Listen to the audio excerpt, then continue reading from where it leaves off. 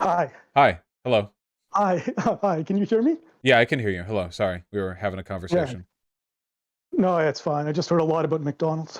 Yeah, nothing positive though, which is the least pro-American thing I'll be saying in this conversation. The rest of it will be jingoism. How are you doing? I'm good. How are you? I want to thank you sincerely for actually taking the time to speak about this. It's something I wanted to talk about with you, as you know. So, yeah, thank you. Yeah, no, the pleasure's mine. The last conversation I had in this was intellectually unsatisfying. So, I'm happy to have another one. All right, let's not bandy about at all. What do you disagree with me on with regards to the Syria, Kosovo, NATO intervention sort of broad topic? Yeah. So, in terms of the NATO intervention, I think there were So first of all, there was an insurgency and a counterinsurgency, and the counterinsurgency was brutal. And so, I mean, the numbers, according to Human Rights Watch, by 1999, before the start of the bombing, were, I believe, 1,500 to 2,000 Albanian dead, and I think 300,000 internally displaced. So, I mean, in my view, that's a counterinsurgency operation that's brutal. I don't think it deserves the label of genocide or ethnic cleansing, to be honest. And I'll just be, upfront. I agree with people like Chomsky and others on this when they say that terms like genocide are just used far too loosely now in our modern discourse, and often, they're applied to cases where they don't fit or they don't meet the definition of genocide as outlined in Article 2 of the Genocide Convention. And I'm not just talking about Yugoslavia. Like I've heard people on the left call U.S. intervention in Vietnam a genocide, and you can call it many things. I don't think that's an accurate characterization of what happened there. And I would say that's also the case here. So I don't. Do you agree or disagree with that? I mean, I agree that like the terms that people use are always going to be weighted by the like bias they bring into it. We don't really have like hard, solid definitions when it comes to stuff like genocide. I think that with regards to what the Syrians did, though, I think it's pretty hard to avoid ethnic cleansing as a definition, because at by the end of the conflict, like over 1.3 million people, Kosovars had been displaced, which represents like more than half the current population of Kosovo, right? So, it represented like a massive exodus of people, like an unbelievable percentage of people, um, removed from the area. And that's, I mean, I think it's fair to characterize that as an ethnic cleansing. Even if I wasn't tied to that specific terminology, I would still be in support of the NATO intervention. Like the terminology is just kind of like a descriptor there. Okay, yeah. So I agree that what happened after the bombing could be accurately termed ethnic cleansing. So I think where I would disagree with you is whether or not the NATO intervention was actually necessary, whether it actually, did was was a net positive or a net negative. I would side with the latter, and I mean I can substantiate that. I think, and I think there were alternative diplomatic solutions that were thwarted. The negotiations, which should have been pursued, and if those had been pursued and properly implemented, the counterinsurgency, the insurgency would have come to an end. I think that displacement would not have happened. Plus, you would have avoided all of the, bloodshed and suffering and damage that came with the bombing. So I think that's where we might disagree. Do you want to just tell me maybe why, or give your interpretation of the background events leading to the ethnic conflict, or why you support the NATO intervention? And maybe I can tell you what I agree or disagree with. Yeah, well, Albanians and Serbians have been fighting for I think maybe 5 billion years or something like that. I think Mhm. I think they've been fighting since both groups were made out of clay. I don't really know. They've been doing it for a while. Um, and after it collapsed the Tito dies, Yugoslavia balkanizes, and the Albanians, the minority within Serbia, feels repressed by the government, which they pretty much objectively are. There were student protests, and protesters killed, internal conflict, which eventually exacerbates and sort of compounds upon itself. You have Kosovar separatists who, do some, I guess you'd call it light terrorism slash freedom fighting, depending on how you want to determine it. And the Serbians did what they called sort of a police crackdown that ended up displacing 1.4 million people and killing thousands. And that's like the broad swath of it. The problem is, though, that long before NATO involved themselves, hundreds of thousands of people had already been displaced. So the argument that like the ethnic cleansing element of the conflict was brought about by NATO intervention is I guess, indefensible because things had already been kicked off by that point. Yeah, so certainly I agree that the counterinsurgency had already been kicked off. I think one issue here was that when the momentous event was when in 1989, Kosovo's special status as a province of Serbia was, special autonomous status was revoked. And when that was revoked, you had this peaceful uprising. It was led by Ibrahim Rugova. He mobilized nonviolent protests. He boycotted Serbian institutions, which is fine. Then there was a bit of a crackdown with police. The Milosevic regime shut down some Albanian language schools, dismissed bureaucrats, some teachers. And then in the mid-1990s, the KLA formed. And when the KLA formed, some key international players like Germany, like the United States, sidelined Rugova and basically started working with the KLA. And I do think this was a mistake, because I do think one of the aims of the KLA was to create an ethnically homogenous Kosovo. And this created fears among some of the other minorities there, the Serbs, the Roma. And I think, there was some dispute, I believe, or disagreement in your last debate. I've only listened to parts of it about the number of deaths the KLA was responsible for. And the estimates do vary. But, in 1999, the former British Defense Minister, George Robertson, who was also the former Secretary General of NATO, testified before the British Parliament that the KLA by 1999 was responsible for more deaths, not displacement, but more deaths than the Serbian security forces in Serbia. I haven't seen that backed up in any of the sources that I've looked at. Okay, people can look that up, though, if they want to verify it. It's George Robertson, testimony before British Parliament. It should come up. Sure. You're going to get a lot of varied testimonies, right? It seems like all the reputable sources that I've seen have estimated somewhere in like the low 10,000s for the Serbian police forces and like a couple thousand for the KLA. Though it's difficult to directly attribute like so and so many, because a lot of the Serbians who died in like direct conflict with the people they were trying to ethnically cleanse. So what the KLA specifically is responsible for is kind of difficult to know. But I'm sure there's contest there. Serbia's been like boo-boo crying like for years, ever since this all happened, like 800 billion Serbians dead via NATO bombing. So, there's always going to be some contention. Yeah, so just to be clear, I'm talking about before the bombing started. That was his testimony. So after the bombing started, additional Albanians were killed as a result and displaced, clearly. But this testimony was right before the bombing. He said up until that point, he believed that was the estimate. So at any rate, though, I do think it was a mistake to work with the KLA over Rugova. But at the disagreement I have here is that at the Rambouillet peace negotiations, there was a proposal that was put on the table initially, which all the delegations agreed to. And this is according to Richard Holbrooke. And I do have some sources for this if people are How do you spell curious or wondering. Just so I can look it up. Sure. Yeah, let me just because I typed in Rambouillet, like the 1980s action hero, and then Jubilation. Rambo. Yeah. Okay. It's R-A-M. R-A-M?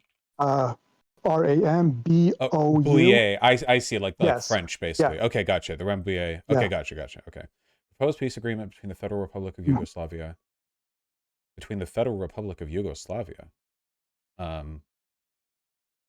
Serbia and Montenegro. Okay, so this would have been... Okay. This was just preceding the bombing, the start of the bombing.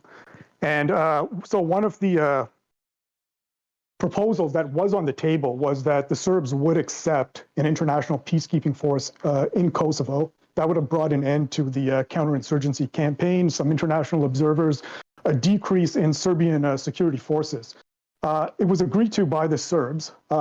Initially, I think by NATO as well, by the Albanians. Then at the last moment, the US through NATO introduced this ultimatum, basically, which stated that they wanted NATO to have full control, be the occupying force of Kosovo, but also have access to all of Yugoslavia. Their forces should be allowed to roam throughout the republic. They would have powers of detention. They wouldn't be subject to taxation, and they wouldn't be subject to Yugoslav laws. So, clearly no sovereign nation would accept that. You can just imagine if at the Minsk Accords, Russia had made that ultimatum as a condition of peacekeeping in East Ukraine, and then so they wanted, access to all of Ukraine under those conditions. It would be rejected, and most people would recognize that is outrageous. And so once that was rejected, the bombing went ahead. And so I think if that alternative had just been actually pursued and implemented, all of that could have been avoided in terms of the bloodshed of the bombing while putting an end to the counterinsurgency. Yeah, so it seems like I guess I don't really know where the issue at hand here is. NATO was only willing to go forward with this if they could just essentially militarily occupy Serbia, which Serbia wasn't willing to go with, which I guess makes sense. And it also seems like there was kind of a bugbear as to the methods by which Kosovo would maintain independence and the extent to which it would be independent. It says right here, the biggest problem for both sides was that the Albanians were unwilling to accept a solution that would retain Kosovo as part of Serbia, whereas the Serbs did not want to see the pre-1990 status quo restored. They were implacably opposed to any international role in the governance of the province, including the offer of a face-saving measure wherein blue-helmeted UN peacekeeping troops would be used instead of NATO troops. So I don't know. I guess it's kind of difficult. I mean, if they really wanted an end to the conflict, why wouldn't Serbia just like stop ethnically cleansing, right? Like the Kosovo region was already like sort of legally distinguished. It was already a recognizable area. If the Serbians were willing to give Kosovo autonomy, they could have just fucked off and left. So it seems like the fact that they wouldn't just do that kind of indicates to me that like they weren't really acting in good faith here, right? Like why? Like what? If they're willing to do that, why not just do it, right? Yeah, well, they didn't want to immediately, I think, they didn't want to immediately revoke control over Kosovo as part of Serbia, but they were willing to allow an international military force, and they were willing to hold negotiations on its status, I think, in 3 months after the date of the occupation. So, What I mean, NATO if didn't that want had, that? yeah, well, that's what I think is an unreasonable ask, like of any sovereign country at that point. I mean, there were negotiations that could have happened. Another, But the well, Albanians we can just also stick to didn't want it. this. Right. But I mean, you understand, like in the context of an insurgency and a counterinsurgency, usually a state will not want to completely revoke control over the territory where you have that insurgency until there's some kind of a defeat or some kind of a mediated solution and agreement. Well, that's why we gave the Serbians a defeat by bombing them, right? It seems like Right. I feel like Serbia kind of lost the right to dictate the diplomatic terms of Kosovo's independence when they started doing an ethnic cleansing. Like, Serbia might have had a right to sort of peacefully negotiate this, but they held on to Kosovo while oppressing the Albanian minority for as long as they could get away with. And then when things finally came to a head, rather than going to the negotiating table, they just started instituting an ethnic cleansing. I feel like that Serbians didn't really have a right to determine like how this happened. They should have just fucked off. Like, sorry, you lost Kosovo. They just don't want to be a part of Serbia. Yeah, so I mean, I think one problem with that was, again, because of the legitimate, so simply making it independent, the issue there was also the legitimate fears that some of the ethnic minorities in Kosovo actually had. So the Roma, the Serbs, where they feared an independent Kosovo headed by KLA rule. And there were other diplomatic solutions on the table. So one that was offered by the former president of Yugoslavia in the early 1990s was partitioning Kosovo along ethnic lines. So the majority Albanian areas would then have full autonomy and be independent, but the areas which were ethnic enclaves of Serbs or the Roma would have the right to remain part of Serbia. That was rejected by, according to Human Rights Watch, Rugova rejected that, but it could have been also pursued at Rambouillet, and it was just not even discussed. So I feel like these other channels or these other solutions, I think, could have been adequately pursued without going through with the bombing. But they were doing an ethnic cleansing. Like, every day that they continued to wait out Serbia's demands, like, Serbians killed more and more innocent Albanians. It seems kind of weird that they would like hold off on an end to the conflict on the pretext that the KLA rulers might engage in a kind of like ethnic prejudice when they were currently being subjected themselves to an ethnic cleansing. Like, isn't it a bit weird for Serbia to go like, okay, we can't stop ethnically cleansing Kosovo because if we do, the Kosovars might ethnically cleanse the Roma, a group that we've cared very much about for the entirety of our country's existence, you know? Like, I don't know. It really just seems like Serbia just wanted to hold on to Kosovo no matter what. If they weren't willing to accept the compromise option, which was NATO essentially just occupying Serbia as sort of like a military, you know, like holdup, then I don't know. They could have just stopped doing the ethnic cleansing. Okay, so prior to the bombing, I mean, would you consider that up to the start of the bombing? So before the bombing started, would you consider those metrics listed by Human Rights Watch sufficient to categorize it as a ethnic cleansing in your view, just based on the numbers? The hundreds of thousands of people displaced from their sort of ethnically secluded territory on the basis of their ethnic identity, I think it's fair to call that an ethnic cleansing, yeah. Okay, well, so I disagree with prior to the start of the bombing, if that would be categorized as an ethnic cleansing. I'd say it was a brutal counterinsurgency, which often has those type of repercussions and consequences, because they do use, indiscriminate tactics of artillery fire and shelling, and security forces, when they go in, of course, they commit wanton atrocities. But that's standard to pretty much every counterinsurgency operation that I've looked at. Like if you look at the Sri Lankan government against the Tamil Tigers, by the time that counterinsurgency was done, 60 to 70,000 civilians were killed, with hundreds of thousands displaced. Now, I would not feel comfortable saying that that can be categorized as an ethnic cleansing by the international community, and then say Sri Lanka can be targeted for a military campaign. Or even go ahead. I don't think it's fair to frame it just as a counterinsurgency, because the only reason the KLA existed was because the Albanians were already oppressed. Like it wasn't like the Albanians in the Kosovo region were just the incidental collateral damage of conflict between two groups. Like the KLA emerged because of the oppression of the Albanians, and it was the Albanians who suffered as Serbia used the existence of the KLA as a pretext for cracking down on the region. I don't think, like, again, like by the end of the conflict, like something like 60% of the region's population had been displaced. I don't think, like, this is very ethnically targeted. Obviously it wasn't 60% like at the time of the bombings, but like this, Right. it wasn't just like incidental, you know. It wasn't like Kosovo wasn't the battleground for this as a like a purely utilitarian exercise of military pragmatism. It was pretty obvious why they were doing that. The Serbs just wanted to kick the Albanians out so they could occupy Kosovo like on their own, without a sort of begrudging ethnic minority there to cause trouble. So regarding that last point, I haven't really seen sufficient evidence to support that as the motivation behind the counterinsurgency. It's also worth noting that at the trials, the ICTY prosecutor had to drop the charge of a Greater Serbia, ethnically pure Greater Serbia with respect to Kosovo, because there was insufficient evidence to support that. And one of the strongest pieces of evidence against that, I think, is that the counterinsurgency, the timing, it didn't start when Rugova was heading the nonviolent resistance. And at that time, there were fewer eyes on Kosovo from the international community. So if that was always the motive, why wait until after the insurgency began to kick off the counterinsurgency operation associated with most of the violence and displacement? I mean, right? In terms of the timing, it doesn't make too much sense if that was the underlying drive and motivation behind it. With respect, this is like one of those, if Hitler wanted to kill all the Jews, why'd he try to displace them to Madagascar first kind of things, right? Like, we can, like, it's pretty easy to go back and look up how Serbians talked about Albanians then and how they do now. Certainly, if Americans talked about any ethnic group in that fashion, I think that genocidal intent would be pretty easy to infer.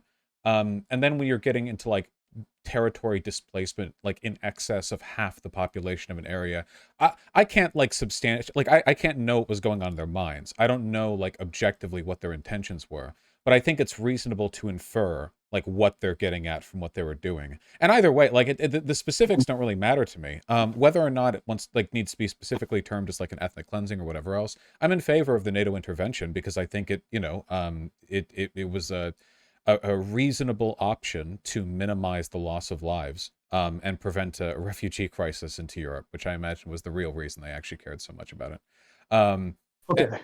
So on that pretext, I support it. Oh, no, just I support on that pretext, Okay, so I did have just one question I was curious about, because, I mean, obviously, when it comes to Ukraine, you know about the insurgency, the counterinsurgency operation, when the uprising began in the east. And so that was an invasion, not really an uprising.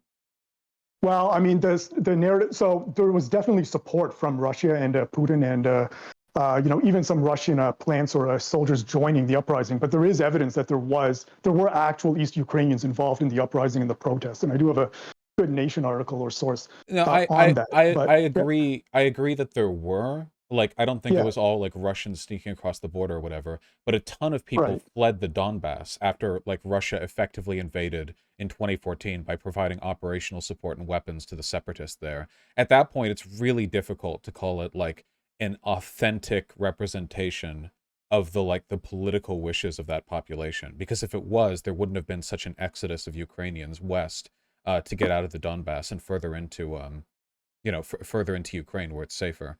Um, Right, sure. So I agree that there was definitely that foreign element, but that's usually true for any insurgency in a geostrategically relevant area. Like you could say the same thing about the anti-Assad resistance joined by foreign fighters, supported by foreign powers for their geopolitical interests. It doesn't negate the fact that there was also this type of indigenous grassroots uprising of Syrians against Assad. Now, I'm not comparing Ukraine to Syria, no, I clearly, get but that, what and I'm and I saying is that, agree. I yeah, agree with what you're saying. Yeah, there okay. there were East Ukrainians who were sincerely. I mean, I think they were dumb fucks, and a lot of them were lied to by Mhm. propaganda. But like whatever that happens. Yeah.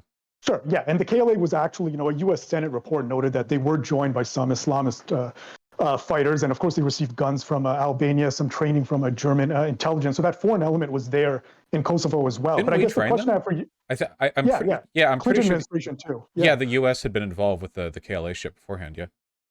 yeah, yeah. So I mean, I guess like by the end of 2014, some estimates put the death toll from the counterinsurgency at 2,000 East Ukrainians. However, many of those were insurgents. Some might have been, foreign elements, some civilians, and about 100,000 internally displaced. By 2021, I mean, I think it's 10,000 before the Russian invasion I'm talking about, and several hundred thousand displaced. Now, I take it you reject Kremlin propaganda that this amounts to a genocide of ethnic Russians in the East, as do I. But just what is the symmetry breaker for you between those two counterinsurgencies? Like, why is it in one case you're willing to frame it as a legitimate military operation against armed insurgents destabilizing a sovereign country, but in terms of the insurgency in Kosovo, you view it as, illegitimate or an ethnic cleansing? Well, I think a lot of it comes down mostly to who started it, how legitimate the pretext is. The Albanians were legitimately oppressed under the Serbs to a pretty significant extent. I mean, to the part that like fighting had been, I mean, literally for hundreds of years, but even since the breakup of like Yugoslavia or in its later days, I mean, it had grown in severity. And what's more, like the population of Kosovo or the Kosovo region seemed like pretty authentically behind the idea of separatism or independence. It didn't seem, or to put it another way, the sentiment didn't seem like it was manufactured from a foreign power. Maybe we gave assistance to the KLA, and we certainly did, but I don't Yeah. think we manufactured the sentiment. I think the Donbass thing was entirely manufactured by Russia, as in Russia has essentially like exercised propagandistic control over Ukraine, or had up until 2014. Yanukovych was, of course, like a Putin stooge. They broadcasted an enormous amount of propaganda on like the threat of like EU participation of certain political parties, the ethnic cleansing of the Russians and so on and so on.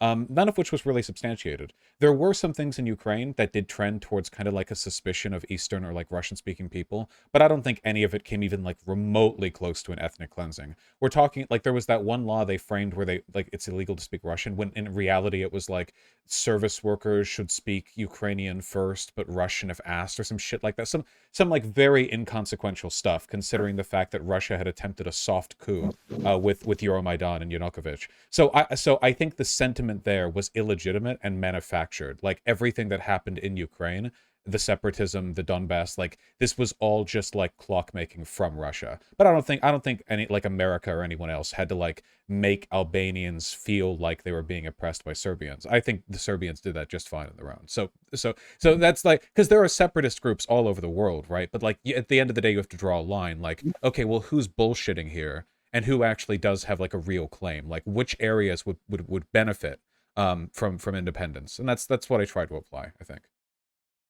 Okay, yeah. So in the case of Kosovo, in terms of the degree of oppression and the dynamics of oppression, like I don't think it was as clear cut as some people make it out to be. It was mainly run by Albanians in the 1980s. There was those protests at the University of Pristina, when they were demanding independence as a republic, just as opposed to simply a province with a special autonomous status. That was rejected by Macedonia and Serbia. I think protesters, about 11 were killed by the time that was done. And then after 1989, when the special autonomous status was revoked, it was actually endorsed by the Kosovo Assembly and the Serbian assembly, and that's when the protests started. But it's not like the oppression. I mean, I think in the last bit you made the comparison to Israel and Hamas, and I think the difference here is that those dynamics of a military occupation, they're not present in Kosovo. Like, it's not conquered territory that's being militarily occupied with ongoing settlements being used to displace Muslims to bring in Serbo-Orthodox Christians, or Serbian-only bypass or highway roads, like fragmenting the territory. And they did displace over half the population of Kosovo, which is a pretty big number, right? Like, I think Israel can do what Israel can do because we fund them, right? Like, America gives them that power. I think that Serbia, if Serbia could, if they had the power, I think they would fucking slaughter the Albanians. I think they would coal Kosovo, and just occupy it afterwards. I think they would salt the earth. I don't know. I've seen a lot of Serbian nationalist sentiment online, and it seems just pretty openly genocidal to me, unambiguously so. All right, so yeah, go ahead. So I only mean to say and they did. I mean, they weaponized ethnic conflict as a way of hyper overreacting. We could be having this conversation if the Serbians had never tried to ethnically cleanse all Kosovo, right? Maybe it'd be a bit more maybe you could say the Albanians were overreacting or whatever, but they sure as shit weren't overreacting then, because Serbia kind of played their hand, right? I guess I should say whatever claims Albanians made about Serbia were proven true by Serbia when they did what they did. All the fears immediately justified, even if beforehand it was more even-handed. Kosovo was never going to purge all of Serbia, Right. So, I mean, I think in terms of that motive of the Serbs, I don't generally think that has a lot of evidence to support it. Now, one of the key pieces of evidence I think that runs against that narrative is something that was also introduced at the trials under the ICTY, and that was that during the Balkan Wars, which generated a great number of refugees, Serbia became a net recipient of refugees of different nationalities and ethnicities. So many of the Bosnian Muslims and Croatian Catholics, when they fled as a result of the crisis, they fled to Serbia. They were actually let in. And Serbia was one of the few provinces in the Yugoslavia where ethnic cleansing didn't take place within their borders, whereas it did take place within Bosnia, within Croatia. The Croatians were actually notorious for ethnic cleansing. Just look up Operation Storm. Yeah, it's just, it was in the Balkan Krajina area, right? In the Balkan Wars, the Serbian army killed a lot of Albanians, though. A lot of these refugees were caused by the Serbian army killing Albanians. So okay, yeah. So do you so want that to pivot? Sort of a bit of a historical precursor there, I'd say. Okay, yeah. So in terms of the 850,000 being displaced after the bombing, so in the last debate you had on this, and I've only watched chunks of that. I didn't watch it from beginning to end, but I think you said you didn't believe the bombing instigated most of that displacement. Is that your position? Yeah, the bombing was not even indirectly. It was already happening. Maybe the Serbian forces kind of kicked the notches up after the bombing, because Serbians are hyper nationalists. So maybe their immediate response to getting bombed was we'll double down on the genocide or whatever.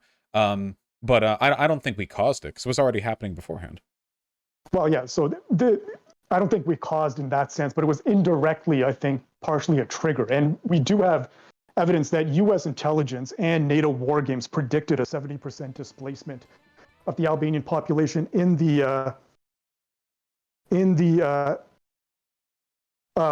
event of a bombing campaign. And this was known to U.S. intelligence and to NATO, and yet they did go ahead with that. And so what happened is they interpreted the bombing as air cover for the KLA, and then they operationalized their contingency plan. Now, given that U.S. intelligence and NATO knew this from their own war games and their own intelligence, the fact that they went ahead with that, knowing that there were these other diplomatic solutions that were available, I think does give them secondary responsibility for that. It's at least a form of negligence. So did the intel say the Serbians will stop displacing all of these Albanians unless we do the bombing? Because they could well be saying that even if we do the bombing, there will still be displacement afterwards. But there would have still been displacement afterwards if they hadn't done a bombing, because the Serbians were still doing the displacement. Right. So to justify the bombings, I think you need two things. Number one, you have to be able to argue that the displacement would have accelerated inevitably, even without the bombing or the military intervention. I don't think actually there's sufficient evidence for that. But the other condition is that there couldn't have been some alternative diplomatic solution. And in my view, there were two diplomatic solutions which were not pursued. The one was the international military presence and confining it to Kosovo with negotiations in 3 months after the beginning of the occupation, and then the one about partitioning Kosovo along ethnic lines. So given that those alternatives were there, the Serbs didn't want to let go this, of Kosovo, like, no matter what. They wanted to like hold out the water and like delay, you know, like, oh, you know, in 3 months we'll do a vote on whether Kosovo wants some degree of independence or whatever. But I think Serbia doesn't get to negotiate. Like, I don't think, but like, I think that is reasonable they get for a sovereign state, don't you think? Wait, no. Germany was a sovereign state. I don't think they get to negotiate after the war after, or either, right? Like, we hanged their leaders, you know, made a big show of it. It's fine by me. Yeah, that's Serbia fine, but sure. well, Serbia But Germany was actually Germany was bad, and so was Serbia. Yeah. I don't think it's responsible for a country to commit an ethnic cleansing and then, like, you to stop them. You're like, oh yeah, okay, so we'll stop, and like then we'll do like a little vote on whether we get to keep the territory that we ethnically cleansed. You know, like, okay, like we'll settle down. Like, no, you know. The Serbs should consider themselves lucky we didn't just shoot all their leaders in the back of the head, frankly. Like, NATO can do it at once. I don't really, like, they kind of, I just think they lost the right to that's like, just might makes right? Well, no. Like, NATO can do whatever it wants, but that's not... Operationally, yeah, but they're also, like, evil. Like, that's the thing. Like, my problem with Serbia isn't just that they're weaker than us. The fact that they're weaker than us gives us the ability to do what we want. But morally, I think we have a right to just shut them down. I think that NATO is pretty light-handed. Like, a mild bombing campaign in response to the ethnic cleansing of 60% of a territory is I don't know, like, it's a fairly light touch, all things considered. You know, like, obviously, if things could have been solved peacefully, that would have been preferable. But Serbia didn't accept the terms. I believe they could have, though. Well, Serbia didn't accept our terms. They didn't accept the ultimatum that was introduced at the last hour. And what's interesting is that ultimatum at the final peace negotiations was then taken off the table, whereas the military force was just confined to Kosovo, which raises the question as to whether or not it was just introduced as a pretext to bomb, which I actually agree with on in that sense, because otherwise, why was it suddenly removed? And why didn't they go with the other diplomatic solutions to the conflict that could have avoided the bombing?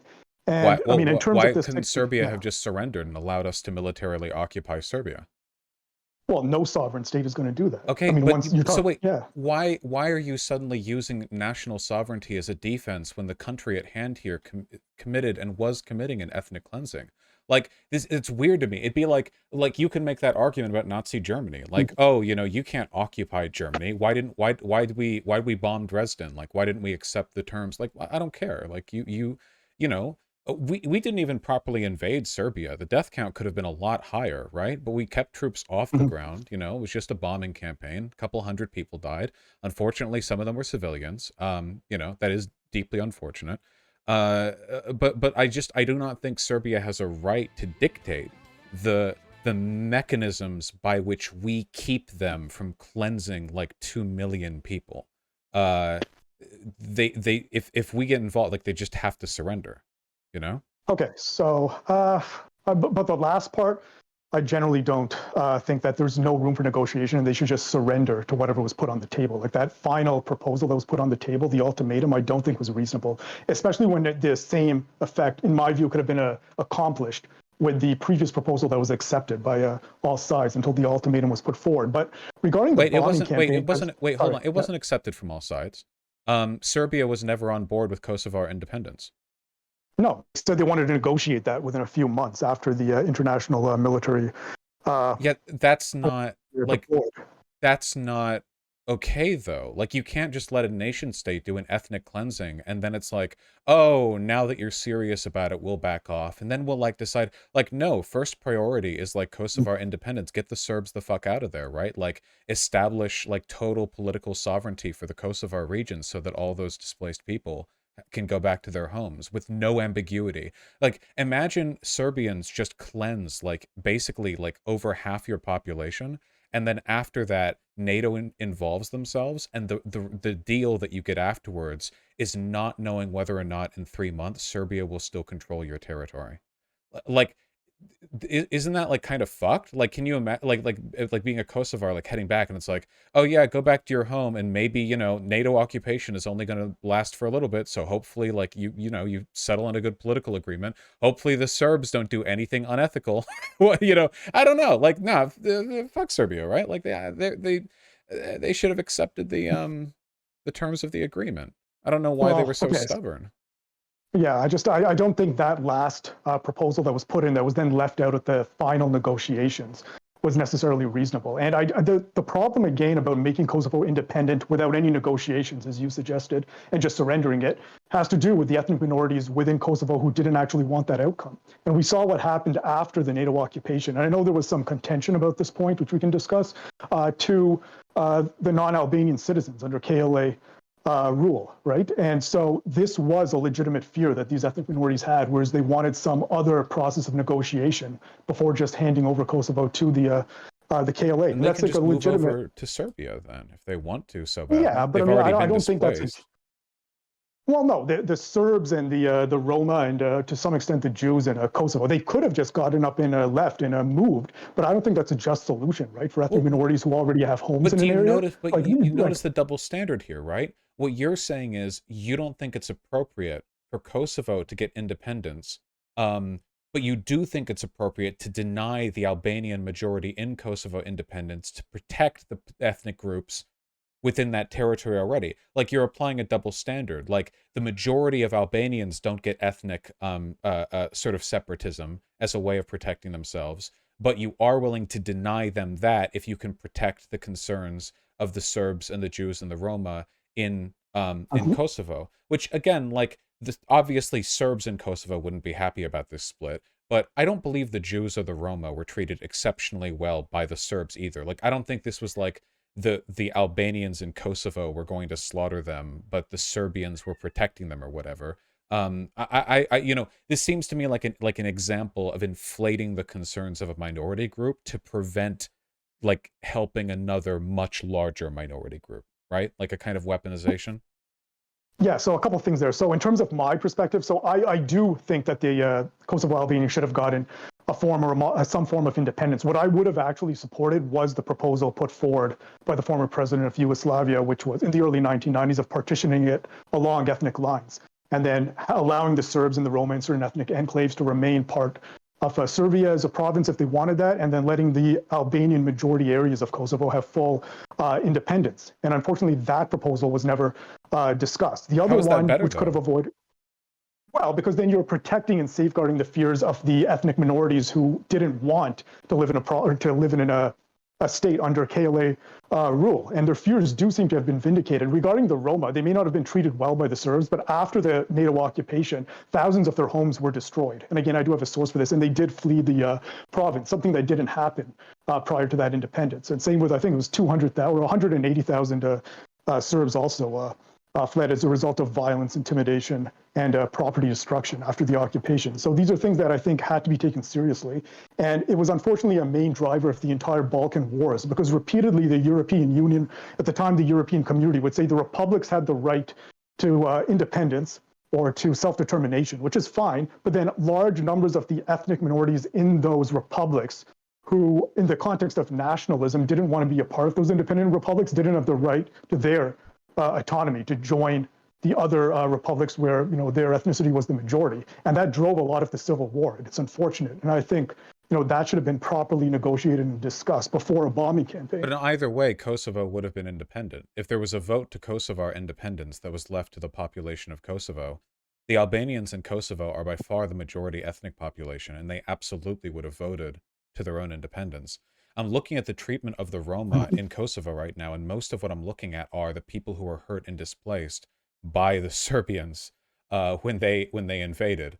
I have no doubt the Roma have faced persecution by the Albanians, but I don't know. Like, it's in the Human Rights Watch report. I think you guys just went over it in the last debate, but they did have a section on displacement of Serbs and Roma in that report. But I don't have it open. I don't doubt the Serbs got displaced. It just seems like the Kosovo region, it was already sort of legally distinguished, and as long as it was already distinguished and it was in the process of being ethnically cleansed, like I think you can fairly treat Serbia like an invading army and just sort of grant Kosovo the independence at that point.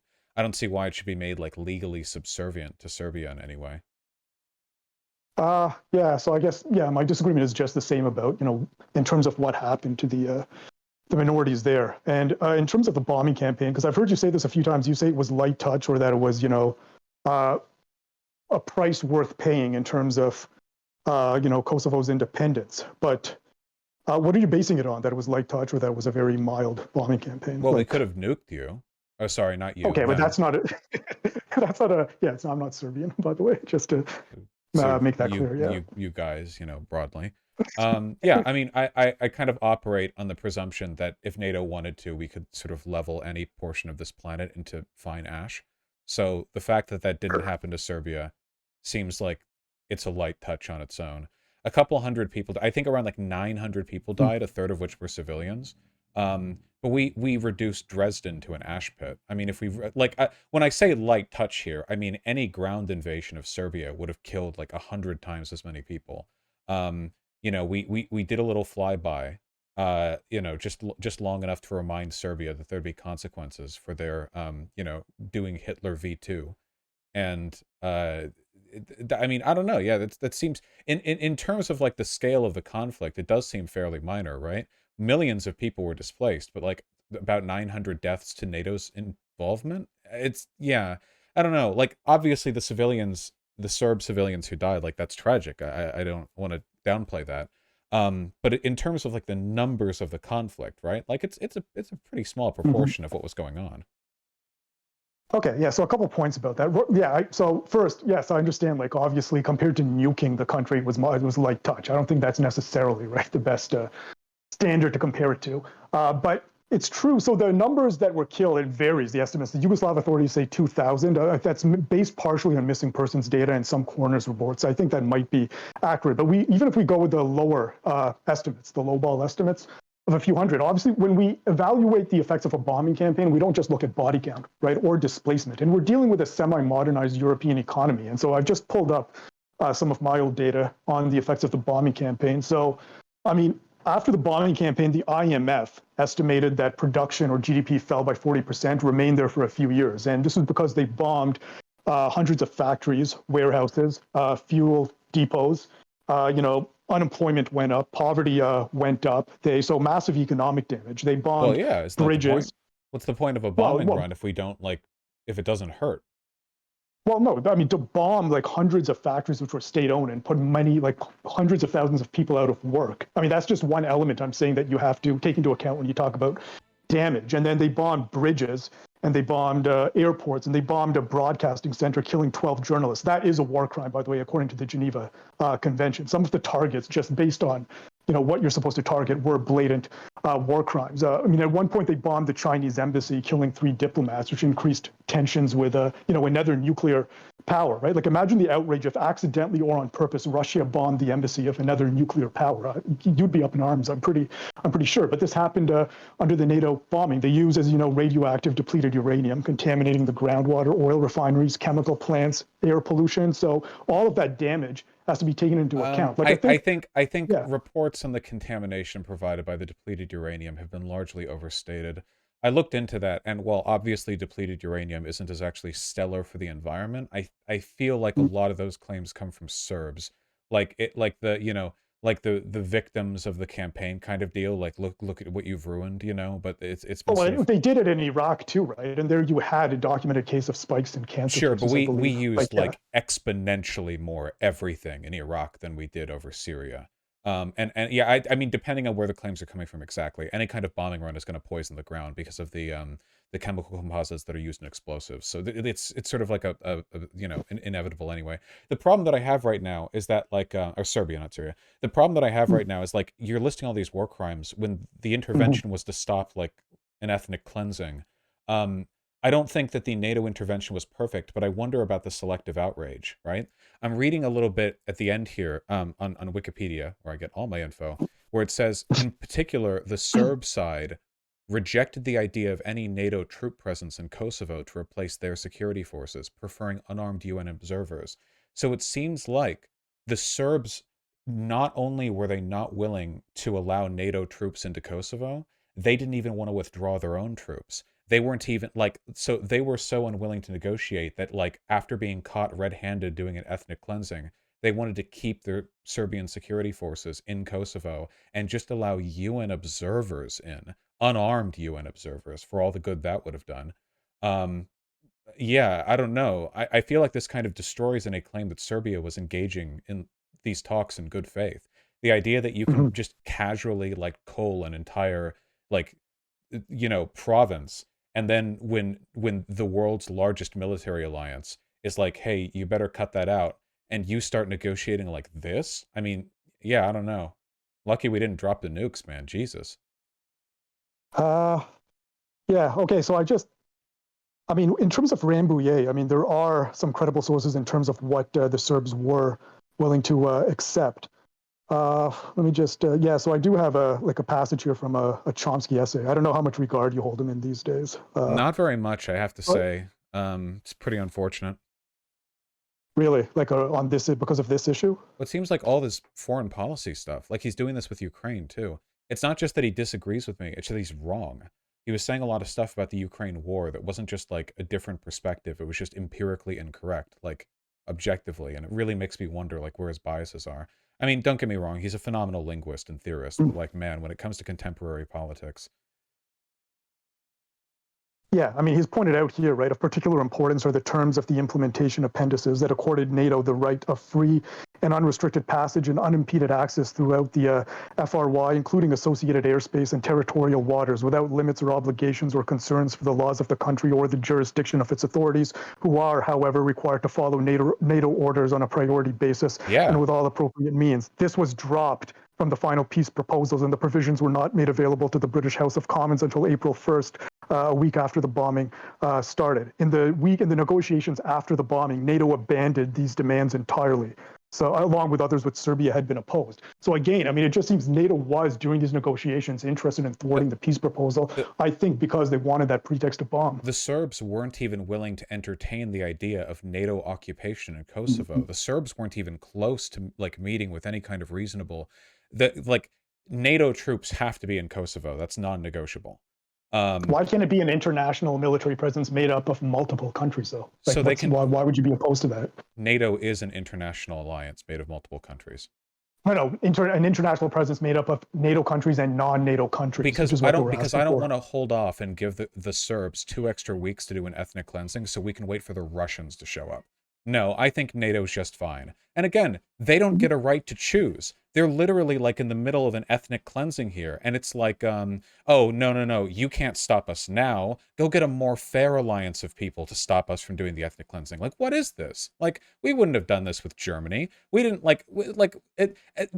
the fact that Serbia still exists at all and wasn't just made into like Greater Kosovo or something, or Greater Albania, is a testament to our abstemiousness. But like, do you understand the stuff you're discussing here is like ridiculous, right? Like the Serbs are like, no, yeah, you can't bring your NATO troops in to the province that we're like ethnically cleansing. Like, why not?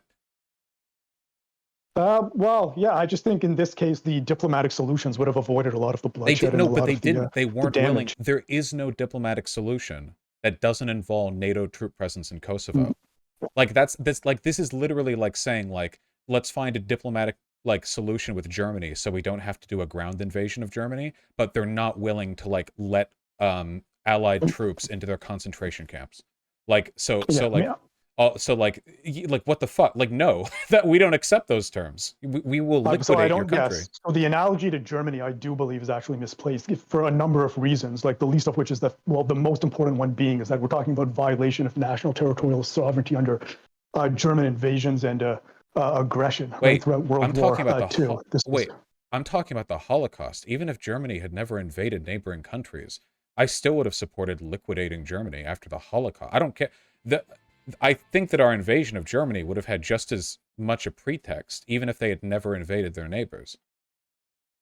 Okay, yeah. I mean, I don't, but in terms of even the Holocaust, let's say within German borders, No, I do. But in terms of the German Holocaust within the borders of Germany, I don't even think that's an apt comparison to the counterinsurgency operation in Serbia. A better comparison would be Sri Lanka's, for example, counterinsurgency, which caused far more bloodshed. But I wouldn't look at those metrics and infer from that a deliberate ethnic cleansing or genocidal campaign on the part of the Sri Lankan government, and then say it's reasonable to demand a military presence or face bombing. But yeah, if 1.4 million people displaced by the end of it, I would say that warrants military presence. What else is going to keep the bloodthirsty Serbs from continuing to kill these innocent people? Okay, so the 1.4 million. So this is another point that I agree with Chomsky on regarding what happened after the bombing.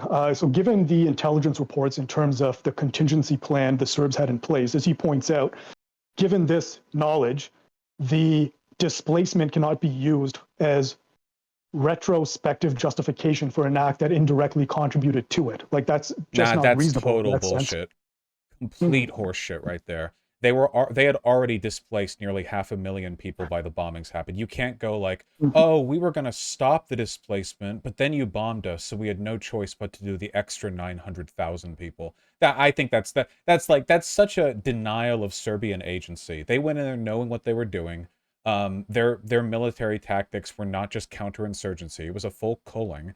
And then for them to go like, oh, well, we were going to stop after the 500,001th Albanian, but after the bombing we had no choice. I don't think that's true at all. There was absolutely no sign that Serbia was going to stop. This would only be legitimate if there was evidence that Serbia had wound down and everything was already coming to an end, and then NATO kicked it up again. But no such evidence exists because the Serbians and their military force were acting exactly as genociders would. There was just no indication that they weren't just going to cut through all of Kosovo and just sort of purge the territory, Okay, yeah, I mean, prior to the bombing, I think they were acting in line with a brutal counterinsurgency operation. And the ICTY prosecutor wasn't able to present a compelling case and had to drop the charge. That level of a pre-planned ideological program committed to genocide or ethnic cleansing was in place, irrespective of whether or not the bombing took place. But in light of what I think are viable diplomatic channels or diplomatic solutions that could have been pursued, I could have pursued diplomatic solutions with Kosovo before doing the ethnic cleansing.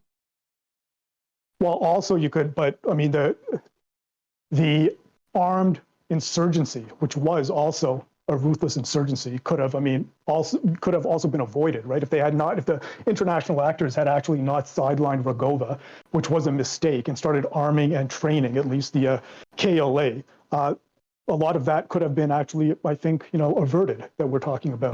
We need to focus. Do you notice the bias here? You are dropping Serbian agency at every single point.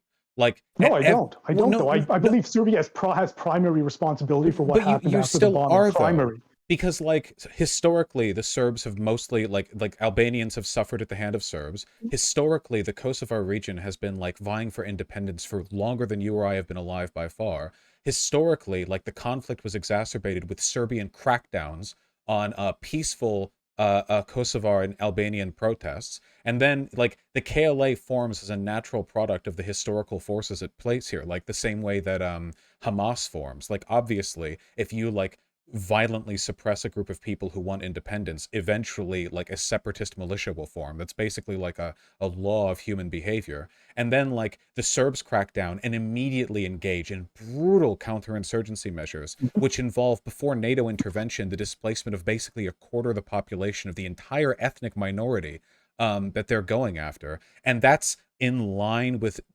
counterinsurgency measures, and then we can't hold them responsible for the stuff they did after the bombing because they totally would have stopped if the bombing hadn't happened. All of this is just playing defense for Serbia here. I think that really we could have just vaporized their capital building, killed all their leaders, and imposed a puppet government if we wanted to. That probably would have been better. That, honestly, but that's just again, might makes right. I don't know what the no. argument That's there right is, right? Makes right.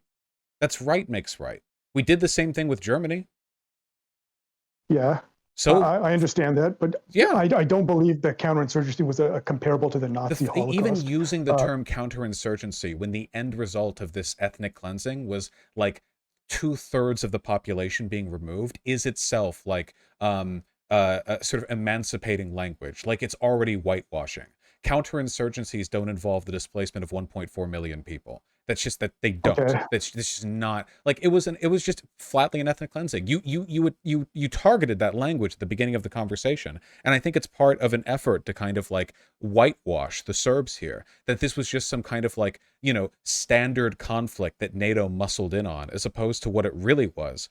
But you're willing to use the very heated language when it comes to NATO bombings. A couple hundred dead, and it's war crimes this, and polluted air that, and this. And it's like, you can say you're not playing defense for the Serbs, but when 1.4 million removed isn't an ethnic cleansing, but the NATO intervention was like chemical poisoning, bombing, war crimes, the language you use indicates. To be clear, that was an ethnic cleansing. I think if I didn't, I should have clarified. What happened after the bombing was an ethnic cleansing. It was already no, because right there, you're doing it again. Because you say after the bombing, the stuff that happened after the bombing was just more of the stuff happening before the bombing. By framing it as after the bombing, you're making it sound as though NATO intervention was caused it. But the character of Serbian behavior was the same before and after. So you're doing it again. Like, you're still denying them agency. They did the ethnic cleansing of their own because Serbians fucking hate Albanians.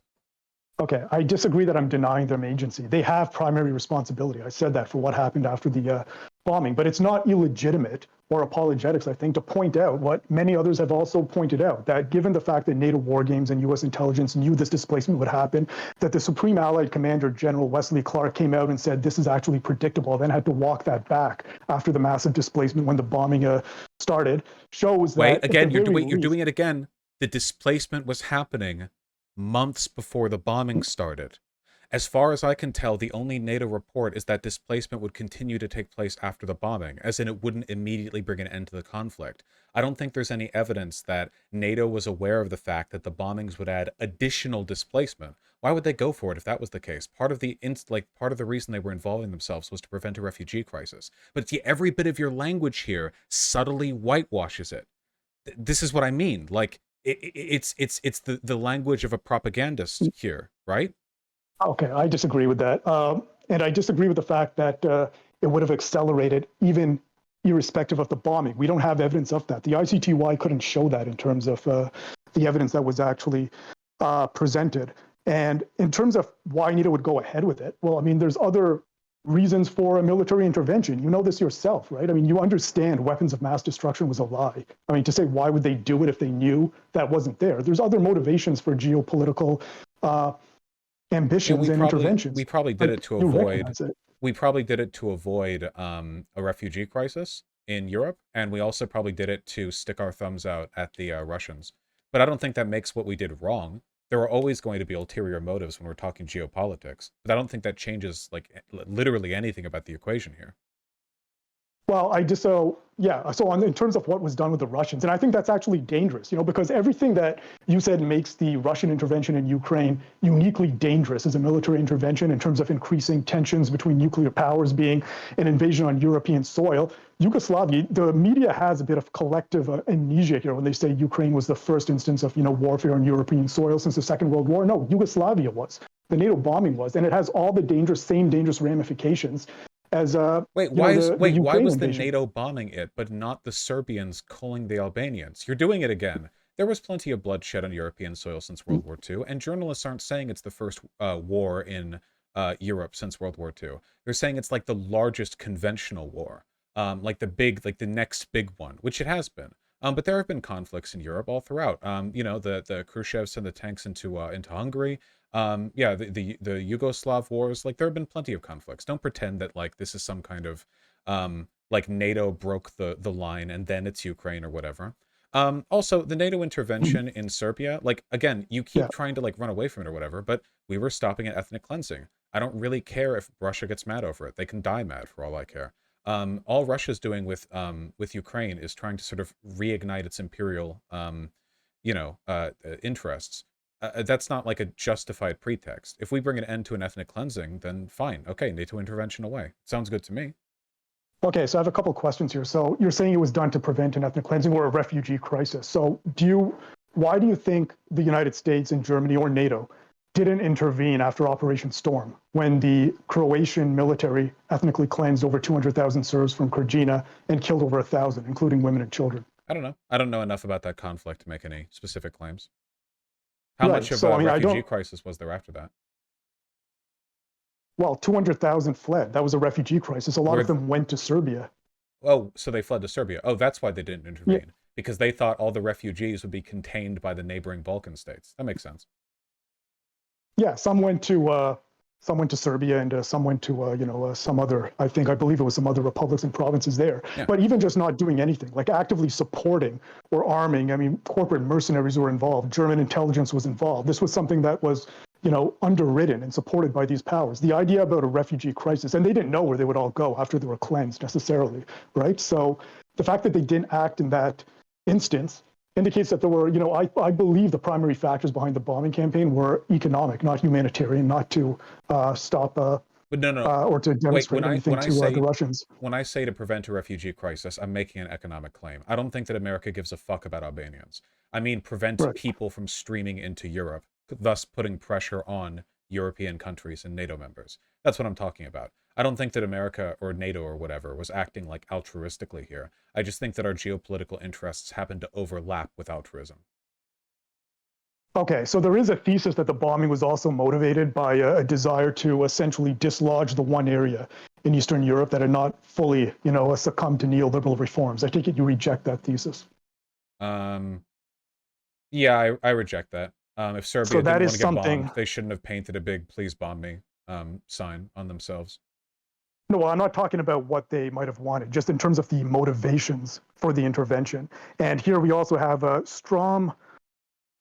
Anyways, the former undersecretary or assistant secretary of state to the Clinton administration wrote a book apparently, or he wrote a foreword to a book, in which he says, and again this is cited in Chomsky, but he points out that one of the motivations was that this was one area in Eastern Europe after the fall of the Cold War where economic reforms, neoliberal economic reforms, had not taken hold. And a number of the industrial firms, manufacturing plants were still in state hands. And these were not inconsequential. Some of them actually competed with leading manufacturing industrial firms in the OECD countries prior to the bombing campaign. The bombing campaign, targeted hundreds of these factories and these industrial Yeah, centers. I don't buy this as sufficient pretext at all. If our real goal was to punish them for not like being more amenable to the shock doctrine, we could have been way the fuck meaner to Serbia.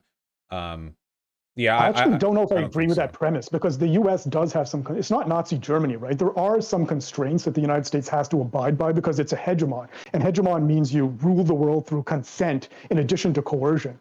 So they're not going to do things. Wait, are you implying that, which are just we could have dusted Serbia. No. We totally could have. We could have. Yeah, we absolutely could have. Yeah, 100%. Yeah. I don't think there were anti-war protests. There are constraints in that fashion. It's one reason why the second invasion of Iraq wasn't as ferocious as the first Gulf War bombing campaign. People in the West don't give a fuck impact about Serbians. People in the West would have been just fine if we'd liquidated the capital. We didn't because we're nice. Well,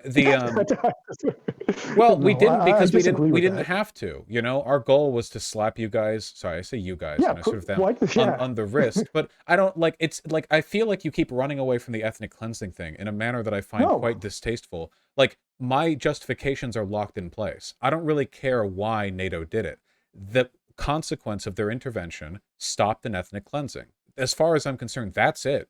They could have done it to fuck the Serbian economy. They could have done it to promote Western geopolitical interests. They could have done it to keep Albanians from flooding their countries. It's all fine by me. They're nation states. I know they're going to be shitty. All I care about is that at the end of the day, millions of Albanians got to go back to their home and live in an independent country thanks to the uncontested might of our alliance. And that's what I defend. And some would say they wouldn't have been displaced if the bombing hadn't happened to begin with. The 60% were displaced after the bombing. Yeah, I think that's incredibly. I think people have to be dishonest to make that claim. Serbia hadn't given any indication that they were stopping. There's literally no reason to believe that the bombing caused more people to be displaced. Like nothing. Like nothing. There's absolutely nothing at all. This is I hope you know. Again, the Nazis say this. Nazis often claim that many of the Holocaust deaths are actually attributable to supply line shortages that were caused after Allied bombing runs destroyed train yards and railroads in Germany and Poland and stuff. So one of the claims the Nazis will make is like, okay, sure, so we did like a little bit of a Holocaust, but the big Holocaust numbers are really because you guys fucked us up. That's like a pretty common bit of Holocaust denial there as well. And I think I mean, it's the exact same logic, right? Like the Serbs were in the middle of an ethnic cleansing, and then like for some reason I'm supposed to believe that the West getting involved with a bombing run like that made them do more with just on their word. I just don't buy it. No, I mean, the difference with Nazi Germany, I think, first of all, the European powers and the United States were largely indifferent until the point where it was too late, right? When the Rubicon was crossed. At the time when, Germany was relatively weak, I mean, even Britain and France, when they declared war after he took Poland, they just sat there for months. There was hardly any fighting. This is irrelevant to the claim that I made. I was talking no, it's not, about... because there was not a solution. Fully irrelevant. I'm only talking about the propaganda that Nazis used to justify the Holocaust numbers. I'm not talking about... I'm aware that countries are bastards. I know that. I'm only talking about the propaganda they use to play off the death tolls or whatever associated with their ethnic cleansings. Okay, but I'm saying the difference here is that, in my view, there was a viable alternative to the bombing that could have prevented that and brought the insurgency and the military campaign. But that's not the same as the claim that the bombing caused more displacement. It indirectly caused it. How do you know that? It was a well, because U.S. intelligence and NATO war games predicted that. I have the source for that, by the way, if you wanted to see it. So wait, it's a journal then show me the source, please. Sure. I can send it to you on Discord. Yes. Because again, like Serbia wasn't even willing to allow NATO troops into Kosovo, the area that they were ethnically cleansing. So I don't think there's any reason to believe at all that Serbia would have stopped the ethnic cleansing if we hadn't slapped them on the wrist. Okay, so just to be clear what the source says that NATO war games and U.S. intelligence predicted a displacement of about 60%, I believe at least, in the event of a bombing. Okay, but is that the same as them saying more people would have been displaced than if they hadn't done the bombing? So in other words, are they saying that in the absence of the bombing, there would not have been more displacement? Yeah, like is their claim that the bombing would have caused more displacement than there would have been if there was no bombing? They don't know. They don't give that counterfactual. They simply say that the diplomatic solution that was initially on the table would have prevented all of that. Well, then but they didn't accept the diplomatic solution. The Serbs didn't accept it. Okay, so my claim is correct here. Yeah, they accurately predicted the total displacement numbers after the bombing, but they weren't claiming the bombing would cause more people to be displaced, and the Serbs rejected any diplomatic measure that NATO was willing to offer. Well, not any. They rejected the ultimatum that was placed at the last hour. They accepted an international military force made up of additional countries, not just fully NATO. No, we're not waiting on the Russians to show up so that we can all like fight with each other over who gets to like determine whether the Serbs just massacred another village of Albanians. Well, the Russians did show up, right? At the end, of course they do. They're like worms. Yeah. Right. Well, yeah, they're everywhere. Yeah. I mean, that happened anyways. I mean, they took a part of Kosovo. They took Pristina. During the prior to the occupation. Yeah, we should have bombed them too. Anyway, what's interesting is the Serb side rejected any NATO troop presence in Kosovo, preferring unarmed UN observers. Milosevic himself had refused to discuss the annex after informing NATO that it was unacceptable, even after he was asked to propose amendments to the provisions which would have made them acceptable. So the Serb side not only rejected any military occupation of the area they were trying to fill with blood, but then refused to give any amendments that would have made that proposition acceptable. The idea that like the Serbs were good faith interlocutors here is not true. And I can tell that because they're Serbs. They're basically Russians. They're like orcs. Of course they're not going to be straightforward and forthcoming when it comes to diplomatic negotiations. The Russians certainly never have been. Do you think some of the language you're using is a bit distasteful too? Like even in the debate you had with that Serbian kid or whoever he was. I mean, some of the things you were saying were, I wouldn't expect a leftist to be saying those kind of statements. Like when you said something like you're unruly children who need to be broken up, like that is a colonialist trope, man. I will happily colonize Syria. I will lay down my life. Wait, not Syria. Wait, actually Syria too. Serbia. Yeah. No, I'll do both. Yeah, Syria and Serbia. Yeah. Anyways, the source that I have says, well, the source I have says a few days before the bombing began, even the presence of an international military force was accepted by the Yugoslav side, but the military annexed to the agreement, which was placed before the negotiators at the 11th hour, bypassing the Russian delegation, prescribed complete control of Kosovo by NATO and gave the alliance a free rein within rump Yugoslavia proper, including access to broadcasting facilities, tax freedom, etc. Yeah, No base. government in the world would accept this. That's what the Well, hey, it goes on to say that. what are you familiar with the term unconditional surrender? Typically, the smaller state doesn't get to decide whether or not we accept their terms. Mm. And additionally, if you have that link on the like projected displacement or whatever, though I don't see how it's relevant because it's not, it doesn't provide the counterfactual listed. And this also doesn't address the fact that Milosevic wasn't even really willing to discuss like amendments to these provisions. Because again, they're Serbs, right? Like this is how they are. They're like mini Russians, and You don't think Russians that's are racist? Like, come on, that's racist. Like that, they're Serbs. That's just how they are. I mean, you are against like what that. When you're saying they're Serbs, that's how every they are. interaction I have with people defending Serbia or Russia online, they're literally like Nazis. Like they're like full on like genocide deniers. Like it's really weird. I would say the same thing about Germans if it was like 1943 or whatever, but like I don't know. Also, like let's be fair, okay? Let's pull out the stats, okay? It's fucking true. The behavior of like the Serbian and Russian governments have been kind of like monstrous since the end of the Cold War because they've taken the exact same trajectory, which is this petty ascription of like post-colonial, like we will rebuild the empire, but we're also completely out of money. So we're not going to do anything for our people. We're going to like let them languish, but we are like sort of ideologically committed to making the world a worse place to live for like these given groups of people. It's not my fault. Like the Serbs wanted to kill the Albanians, and still do. I mean, you can see plenty of like current stats on their like international relationships. With like, I think it's something like 80% of Serbs don't even think there's a reason to engage in diplomatic negotiations with the leadership of Kosovo, which is insane because Serbia doesn't even recognize Kosovo. So what do you think the Serbian people want if they don't recognize Kosovo's independence and they don't want negotiations? They want another Koling. The Russians are the same way.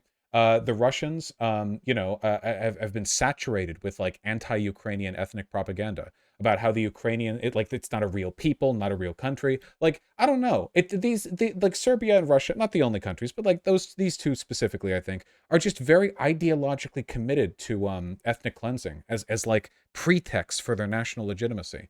And every time this comes up online, it's like, I don't know. Like, I don't get it. Like, why is leftists are we even talking about this? Like, this is like arguing over the political provisions afforded to like Mussolini's Italy, like after the collapse or something. Like, why? Like, why?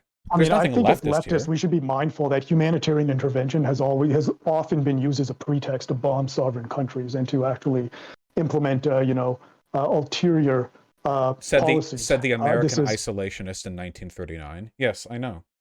No, I'm not just talking about the United States. Clearly. No, but that's what they said. All, like, European powers. They said the same thing.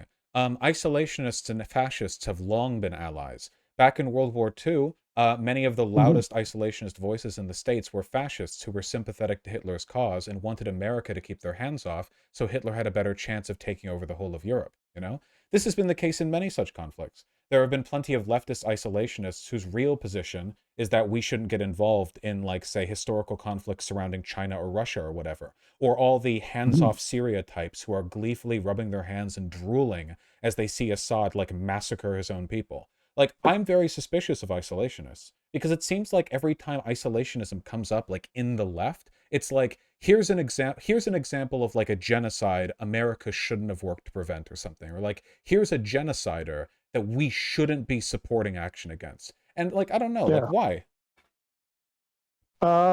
Yeah, I mean, I do tend to, broadly, I'd say lean to the isolationist direction. There are, of course, I'm not a pacifist. There are cases where any power, even imperial powers, will legitimately marshal military force. I don't believe this was one of those cases. And I would actually be curious. I mean, you were against the 2000, I don't know, like still if you are now, but the 2003 invasion of Iraq, are you against that still? Yes. So can you tell me, I mean, just if you look at the death toll or say the Kurds gassed by the Ba'athist Party and all those atrocities, what is, like if it had been framed as a humanitarian intervention and, it was a democratic administration that launched it, would you still have been opposed, or like what is the difference in Oh, your there's a view? context in which I would have supported the Iraq War. It just wasn't the one that happened. If there was some kind of like very disciplined like action plan, like okay, in and out, these are the good guys, these are the bad guys. Good guys are going to be in charge. All right, let's go, kabamo, you know? Then I think that would have been acceptable. Also, if there was a kind of ethnic separatist tension, like some kind of like Kurdistan like type situation, you know, if they were being like cold, like border to border, and our intervention was framed in such a way, like I think that would be acceptable. Of course, that wasn't what happened. You know, obviously, like the whole Iraq invasion was like entirely supported by lies and incompetence, like the whole way through, and there was not like nothing at all there. But in the Kosovo situation, it was pretty upfront and direct, right? Like you already have a legally and ethnically autonomous region, Kosovo, that's currently in the process of being sort of reduced to a soup by Serbian police forces, and all we really have to do is like go in there, knock Serbia the fuck off, and sort of ensure Kosovar independence through military force. And we were able to get that done in like no time at all, right? How long did the bombings take place? 78 days, Yeah, 79 days. that's Yeah, but I pretty mean, quick by like military intervention standards, like 2.5 months. That's pretty okay, I'd say. yeah, I mean, it's Um, the effect of the bombing, right? I mean, we already went over how it destroyed the infrastructure, hey, well, guess what was the happening to economy. Kosovo? I'm not Yeah. shedding tears over Serbia. If they didn't want to be bombed, then they could have not done the ethnic cleansing or ceded to NATO's demands to occupy the Kosovo region, and ensure its independence. But they didn't. They fucked up on every level. So, like, I don't know. I don't know. I just think there's a bit of a double standard. I don't think you'd be willing to apply that standard consistently to other cases in the way that you're framing the counterinsurgency and the insurgency uh, in Kosovo I think I from could be pretty the mid consistent on this. 1990s and 1999. Well, I I mean, mean, there's other cases like Sri Lanka, like Ukraine, where you had similar metrics in I terms don't of I the don't know. Well, so hold on. outcomes. Ukraine is not remotely comparable.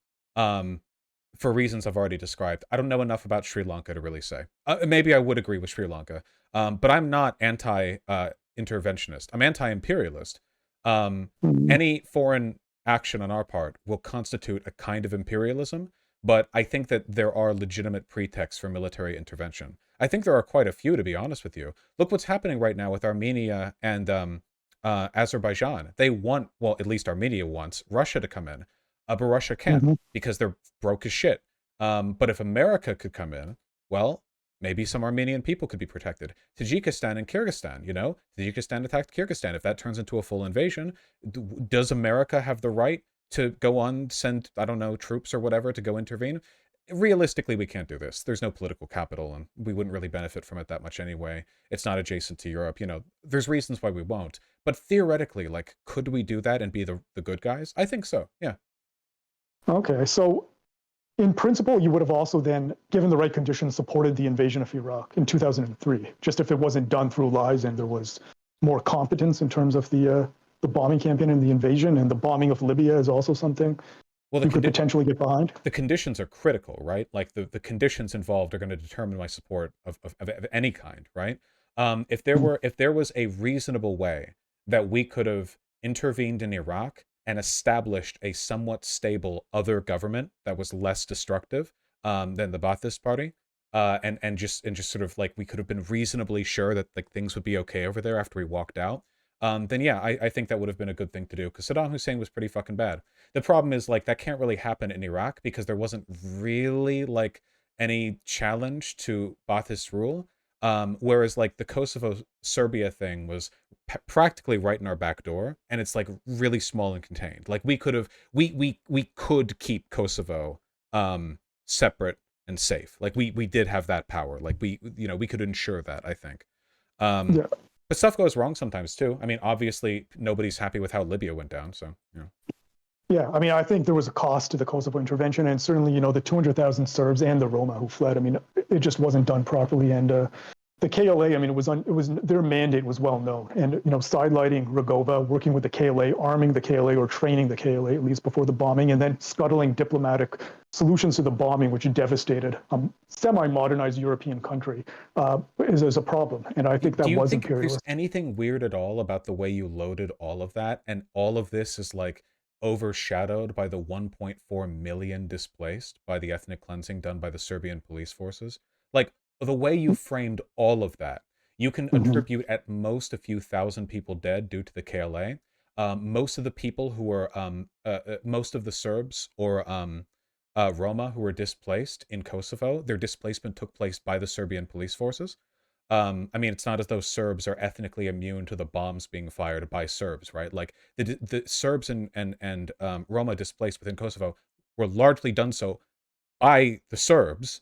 Um, and what's more, like again, you attribute maybe 1,000 or 2,000 deaths at most to NATO intervention. All of this is phenomenally overshadowed by the deaths and displacements caused by the Serbian police forces. But you don't lend that event the same like rhetorical weight when you talk about it. Like you don't when you do your run through on all the bad things that happen, like that escapes your notice. It doesn't like that makes me very suspicious because this is often the language that I see from propagandists, you know, Well, who no. will cultivate like the way they frame a series of events to maximize the rhetorical impact of a bunch of minor things, and then like the major thing that started all of it is like, oh well, you know, and always it's like, well, that wouldn't have happened if X or Y or Z. But I mean, the Serbs did it, and it was the worst thing by far that happened, and the Serbs rejected reasonable diplomatic demands.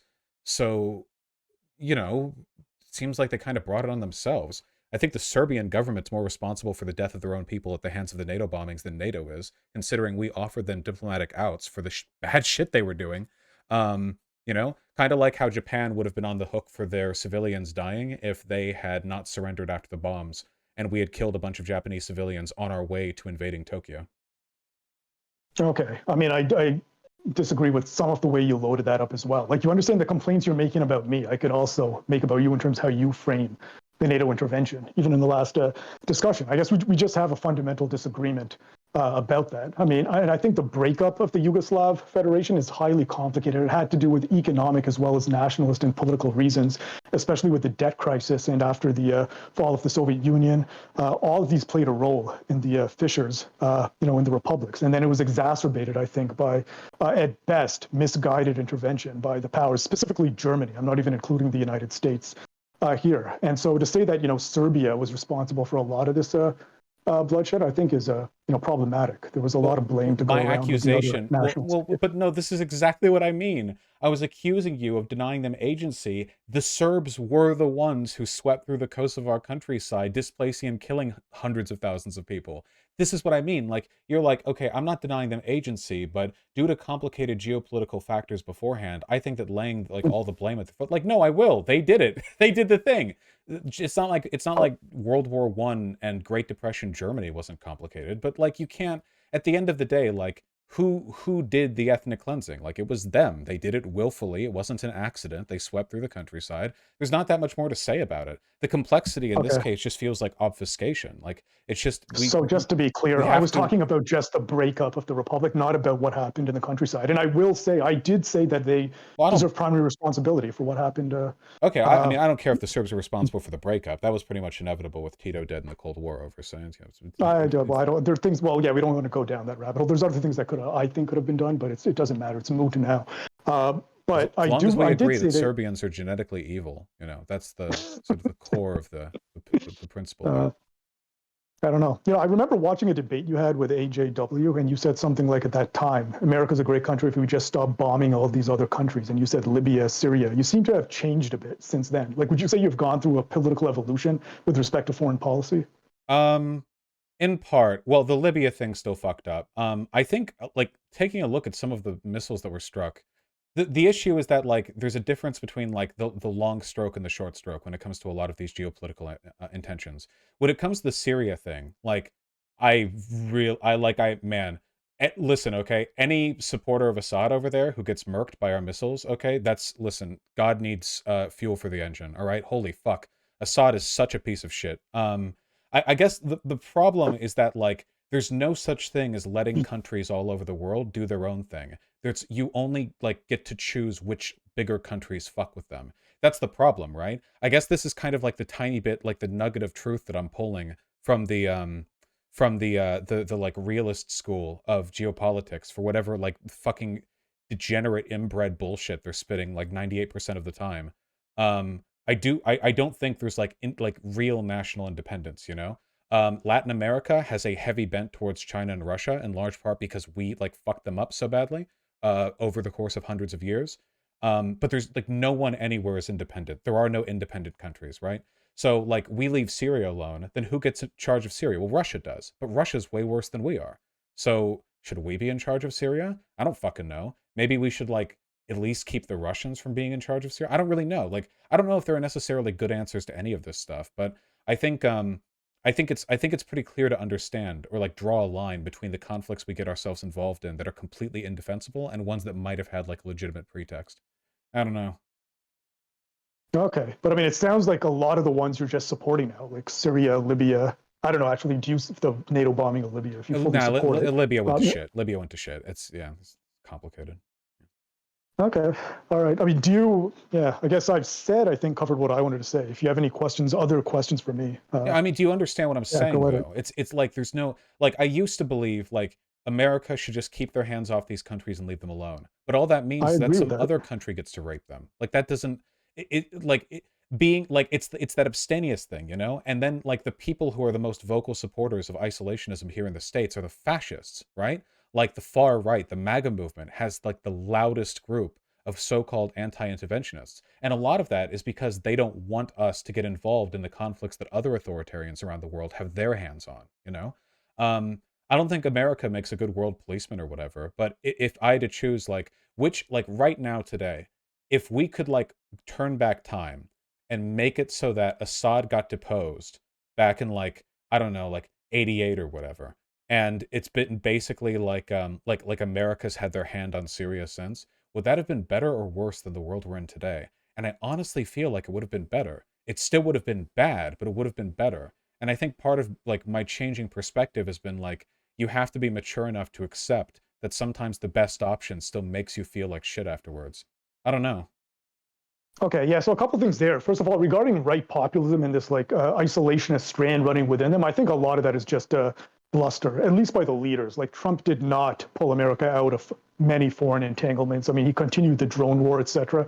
He was in many ways like just a standard Republican with more dangerous rhetoric as a populist. So I mean, I don't think that's a legitimate strand of isolationism within the MAGA, or maybe within the I base, bet but he not would within not have the leaders. supported So Ukraine though. I do think that. I don't think he would have supported Ukraine at all. well, he did pick up, he did increase arms shipments to Ukraine prior to the invasion. I don't know what would have happened after the invasion if he was in power. Who knows? But I mean, he did continue some of the conflicts. But I do think there's a strand of American exceptionalism in some of the things you're saying. Like we might be bad, but we're better than the other ones, so we should engage in these type of military interventions. Yeah, I think I we're better just than don't see Russia that. Yeah. specifically. But yeah, because Russia's like the other big, like, power when it comes to, yeah, pulling strings and stuff. Okay. Yeah. I mean, I don't. I think your previous position actually was just my 2 cents. A better position. It's just closer to But well, then how do you? But definitely you my recognize there are no standpoint. independent countries, right? Like, there's nowhere in the world have we ever been like, we're going to keep our hands off this part of the world, and then China or Russia didn't do their own thing. It's always a choice. When it comes to who's like putting their hands in the pie, I think that China and America are pretty comparable when it comes to like the morality of our intervention. Like, don't get me wrong, Mhm. China's a fascist country too, and a capitalist one. So when they intervene, like I don't like it. I think it's bad for the countries they intervene in. But I don't think they're even comparable to Russia. Russia seems like so much worse in so many ways. Like America does like neo-colonialism. Like we control foreign countries with the IMF and the World Bank with favorable business interests and shit like that. And don't get me wrong, like this caused a ton of destruction around the world. And China does the same thing. But like Russia will just go in and just just like yeah dude, let me just set up a propaganda wing to like deny gas attacks on Syrian civilians or something. It's just so much more overt and worse, as evidenced by the fact that they're doing like an actual fucking ground invasion like it's the mid 20th century, so I don't know, like Mhm. preventing yeah, I don't know. Maybe it depends on how close Russia is to the country, though, because like Russia does have favorable relations with Bolivia, but I'd rather Bolivia be allied with them than with us because we probably would have had Morales shot.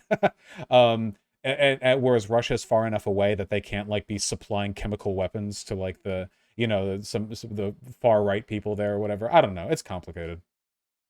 Yeah, okay. So yeah, I agree that America is mainly using neo-imperial or neo-colonial tactics, economic domination, and U.S. hegemony is, preferable clearly to Russian hegemony. I don't think military options are off the table. Yugoslavia is one option, and I agree with something Arundhati Roy, I think it was her who said it. She says America uses the checkbook until we need the cruise missile. So when economic dominance can't be enforced, then military force is used, and that is a nefarious form of imperialism. And I don't think military interventions in sovereign countries is ever made when the United States does it. Not talking about World War II, post World War II, or created for a better world or a better living environment for the Well, people who I are don't think it's directly ever the done for subject. that reason, no matter what. I think it's always geopolitics. The difference is America seems to benefit from world stability, and Russia doesn't. A lot of Russians' geopolitical strategy seems to be like mass-produce disinfo, set up propaganda arms in other countries, and lie like crazy, and like just fund far-right groups all over the world. And just the more instability, like threaten everyone with nukes, just the more instability, the better for Russia. Whereas America, because we're like the most developed country economically, or at least, whatever, close to it, we benefit from all the checkbooks being kept orderly. We benefit from all the trade shipments coming in right on time. I don't think America wants war that interferes with our trade interests. So for that reason, I don't think we really do war for economic reasons anymore, as much as we do it for geopolitical and social reasons. Like when it comes to Afghanistan and Iraq, right? The idea that Iraq was mostly about oil is like kind of like a 50% meme. A lot of it seems to be a product of a kind of Mhm. uniquely American pathology, sort of like like we need to be the world police. So after 9/11, like we have to put our boot down on Iraqi soil, like we have to finish the job or whatever. And a lot of that seems to be more about like local polling than anything. Because we can't, if we invaded a country that we were economically interested in now, we'd kind of be fucking ourselves over, right? It's almost always more profitable to just install a fascist dictator who will just let our companies come in and use their resources for cheap. And we haven't had to do that in a little while because the world's like Yes. only so big, Well, in terms of countries in the periphery, that's certainly true with Western Europe and many other countries in the core. But in terms of Iraq, even the 2003 invasion, I do disagree that it wasn't primarily economic. When the Ba'athist Party was initially an ally of the United States after a coup in Iraq, then they nationalized much of the industry, including the oil industry. And after the invasion, Paul Bremer, who was the coalitional provisional authority appointed by the Bush administration, his first act of decrees was to privatize and liberalize much of the Iraqi economy. Now, oil stayed in Iraqi hands mainly to pay for the reconstruction, at least initially. But I mean, neoliberalism was imposed on Iraq after the invasion. Now, were there some of these other elements involved in driving the invasion after 9/11? Yeah, for sure. And some jingoism, definitely. But I do think economic factors do continue to play an important role, especially in the developing world when it comes to U.S. intervention. And U.S. intervention hasn't made living conditions better for those people given Did those for the people interventions. of Kosovo, Yeah, of so course. for Kosovo, oh, well, yeah, for the Albanians, I mean, again, I would disagree that that couldn't have been achieved through some other means. And then we're talking about the Serbs and the Roma, and that's also something that needs to be taken into account. But and certainly not for the Serbs in Serbia or for the industry or for the Well, infrastructure. the Serbs in Serbia wanted to do better. Then they could have not done the ethnic cleansing. They brought that on themselves. Um, yeah, I don't know.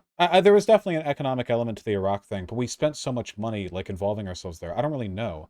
And if we really wanted Iraqi oil to just be infinitely available to us, we could do it. We can do anything we want. We could have like irradiated the Taliban in the Afghanistanian countries. We can do anything. We can do anything we want. We could, But I but don't. I do think there are some constraints on what can be done to the United States because, again, it is a liberal democracy that is susceptible to a certain extent to public opinion. And this is one reason why the Reagan administration was handicapped in terms of just invading Central American countries during some of the proxy wars because of the Vietnam protests, et cetera. So it's not as if the U.S. can just do anything, even though they have the capacity to do it. And so I think a lot of the things which are interpreted as benevolence really just spring from those type of constraints, No, domestic, I political, and recognize that. international. Yeah. I recognize that, though I do think, especially with the Kosovo situation in particular, that's not really a factor. We could have done more if we wanted. I don't think the population would have taken that much at issue with it. Um, I think we stopped there because we wanted to. Um, anyway, at this point, I'm mostly just talking about like the precursor for invasion or whatever. War is just different. It's different from how it used to be, right? America is a service economy now. We don't benefit from like just shipping in mass amounts of unrefined products to be produced into, you know, like machines or technological doodads here. You know, it's way more involved than that. I don't know if I don't know if we do war for those reasons anymore. I think the more time goes on, the more war is going to be seen as a social and cultural pretext, something that's interfering with the market rather than enabling it. And at that point, it's going to be really, really, really, really, really difficult to sort of pull public opinion in the right direction when it comes to various conflicts. Um, Hmm. yeah, I don't know. I'm just Yeah. rambling at this point. We've been talking for like 2 hours, so I should probably talk about some of the other innumerable things that I had to ramble at my audience about. But I do appreciate the conversation. Yeah, I do too. Just one last thing. I do think warfare provides a bit of a subsidy to, certain strategic technological firms or strategic industries in the U.S., and especially through the subsidies offered by the United States and the Department of Defense. And it plays that role as well. And it's also about how corporations control access. It's not necessarily about what ships into the United States. And so I do think it's still an underlying motivation even now. But yeah, I mean, yeah, I've taken up a lot of your time. I really appreciate you talking to me again, though, and taking that, agreeing to do it. No, it was a fun conversation. Thank you. Yeah, thank you. Have a good night. Have a good night. Yep.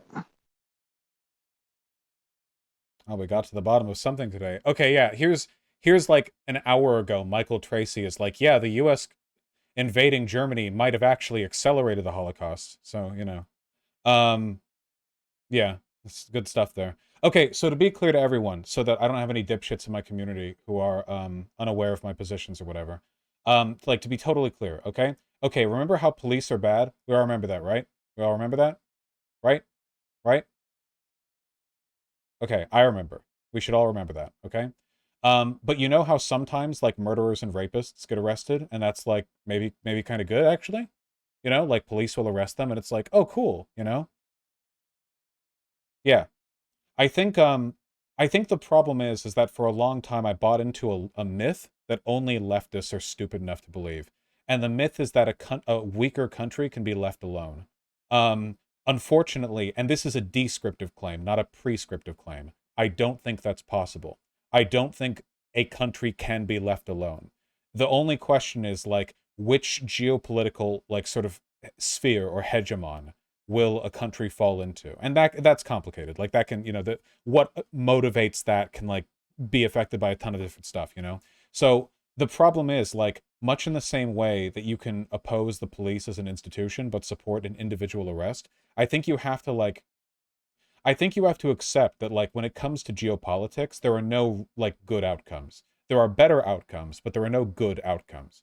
A good outcome, like in a world with nation states, is just not on the table. You know, nation states are machines built for violence and justifying violence. You know, that's it. Like that's what they are built to do. A nation state is just a legal and cultural edifice designed to channel a large group of people into a machine that is effective at threshing other groups of people. That is the thing that they do. That is the thing they exist to facilitate. And that is the world we live in, and any area that is not bound to a nation state will quickly become bound to a nation state willing to inflict violence on the population of that previously unclaimed territory. That is how the world works. It is unfortunate that it works that way. However, we must acknowledge that it is nonetheless the way the world works. The entire world has been scooped up, you know, with the exception of some parts of Antarctica, I guess, but, you know, whatever. So the point that I'm getting at here is that as long as we acknowledge that the forces of geopolitical influence are inevitable, one, and B, one and B, A, and B, that while they're almost entirely bad, some are better than others. The natural consequence of those two beliefs is that you have to sometimes support things that are not great, you know? Like the invasion of Germany from the United States led to the death of hundreds of thousands of civilians, right? Like the firebombing of Dresden, you know? A lot of the civilians who were literally liquidated and charred into ash by Allied bomber runs. You know, a lot of those German civilians were not only not allies of the Nazi regime, but also in all likelihood, like resentful towards it. But we reduced them to nothing anyway. And unfortunately, that was part of an action which was good. The invasion of Germany was good. It was good that we invaded Germany. You know, no matter what trajectory you send these institutions on, people will be harmed. You have to take the least bad options, right? It's like Biden, right? Is Biden good? Well, now with the Dark Brandon thing, he's at least pretty funny, but he's not great. You know, he's still neoliberal, blah blah blah, you know. But he's better than Trump. So you have to support Biden, and you have to take credit for supporting Biden as well. You know, you have to own that bias. So like the bombing of Yugoslavia led to civilians dying. But I do think that it was the best option available because Serbia rejected all reasonable diplomatic efforts, and our intervention, I think, did stop lots of people from dying or being displaced. Our invasion of Germany was defensible because it was fucking Nazi Germany. What fucking whatever, you know? It's never easy, and it's always complicated. The Syria thing in particular is really, really complicated because there's not really that much the United States can do directly because there are Russian troops in Syria. So any like direct invasion is going to lead to broader geopolitical problems. But at the same time, Assad is a massive piece of shit, and it's probably a good thing to support the rebels, you know, like to the best of your ability. Yeah, but I don't know. It's just, yeah, I don't know. It's like if you follow the news feeds, and I don't talk about this all the time because I don't want to like keep you guys updated on every drone strike to have ever happened. Some of the drone strikes that we have done have been good, you know? Like if a drone strike just kills a bunch of like Taliban insurgents who have been like fucking molesting 10-year-old girls on the countryside of Afghanistan, or like kill some Assadist like security forces or whatever who were last seen like dropping barrel bombs of chlorine gas on civilian populations. I don't give a fuck if we kill these people. I don't give a shit. The problem is, like, obviously, a lot of civilians do drone strikes, and we are, you know, not the most precise industry of war. The point that I'm trying to get at is that, like, all this shit sucks. It fucking sucks. It's not good. Okay? Can we all agree on that? It sucks. This shit sucks. Can we agree on that? Are we good there? Are we fine? How does Vaush view Vietnam with respect to this line of reason? We shouldn't have gotten involved in Vietnam. There was there was absolutely no way that the Vietnam War was like anywhere near like a reasonable like utilitarian, oh, you know, let's go in there and help. Like no fucking way. Like even before Agent Orange and mass carpet bombing, like even before the Cambodian bombing campaign, like Vietnam is so fucking not there, you know what I mean? I'm very rarely going to defend like war, you know? I'll like the World War II I'll defend, the Civil War, the Revolutionary War, War of 1812, I guess. I don't fucking know, you know. But I will defend like interventions sometimes, you know? Yeah, I think the Yugoslav thing is probably good. Yeah. I also saw a comment in YouTube chat saying you should look into white flight if you care about displaced people, as though like Albanians fleeing the Kosovar countryside because Serbian police forces are annihilating them from afar with artillery is the same as white families being racist and not wanting to live in the inner. Who's out there repping the white suburbanites? You know, least racist YouTube chatter. I'm just kidding. I love you guys. Yeah. Does everyone get where I'm coming from? What about the Korean intervention? That wasn't good. No, guys. I will not support declaring war on another country to prevent the spread of communism. Okay. Just to let you guys know, that's not on the table for me of like a good reason to support a war. Just, you know, like you couldn't go up to me and go, "Hey there, see? We send our boys into the jungle and they keep the Reds from moving further south. What do you say?" And I'm like, "Sign me up." No, that's not my logic. Going into it, I'm doing my part. I mean, maybe Tequila Sunset, yeah, but I think I held my point there. Isn't that kind of what you're saying with other countries, though, that getting involved might be necessary to stop Russian influence? No. I was talking about countries where an active invasion is taking place, or there's like a brutal fucking war crime spewing dictator, like slaughtering their own population. Assad has created maybe like the largest refugee crisis in modern history, with the Syrian civil war. Ukraine is being invaded by Russians. This is not comparable to like, oh, a country in Latin America has leaders who are more favorable to Russia. Like, by Russian influence, I don't mean like diplomatic relations. I mean like they're buddying with a guy over there who's like leading people to death camps. Funnily enough, the most direct comparison there would be the Khmer Rouge, and we supported them.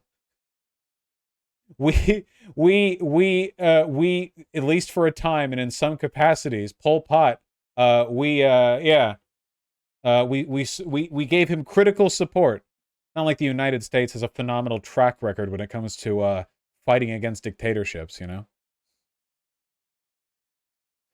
Would you support intervention to stop the voluntary spread of fascism, i.e. the Anschluss? No, not in its own. I don't think you should intervene because people's political dispositions are changing or whatever. All the times that I've listed as potentially legitimate would be like stopping a genocide or stopping an ethnic cleansing, you know? China also joined supporting the Khmer Rouge against the communists. Yeah, it's complicated. We support the Khmer Rouge because they were opponents of the North Vietnamese. Talk about the irony. Yeah. Yeah.